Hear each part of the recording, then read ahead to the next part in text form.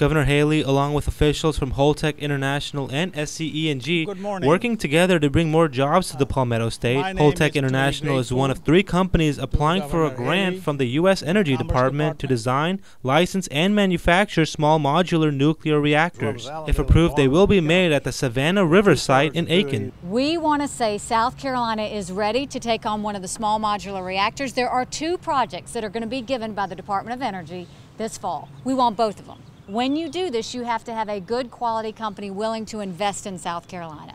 Holtec said, yes, I will invest.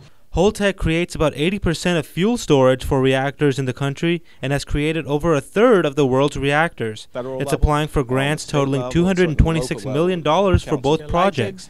President and CEO Chris Singh says the investment is worth it. The worldwide sale, we predict, of small modular reactors in 10 to 15 years to get up to about 100 billion a year.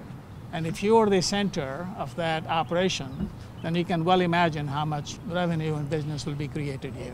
Critics like Tom Clements say there are some negatives to the idea of building reactors. We would also likely receive the highly radioactive spent reactors that would be shipped back, along with the highly radioactive spent fuel. The Savannah Riverside in South Carolina are at risk of becoming a massive nuclear dump if the small modular reactor scheme goes forward. The free market should decide on this. It shouldn't have to depend on federal government funding.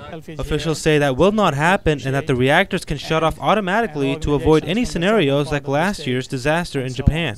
The Department of Energy is expected to make a decision on the plan in August. In Columbia, Zoheb Hassanali, watch Fox News.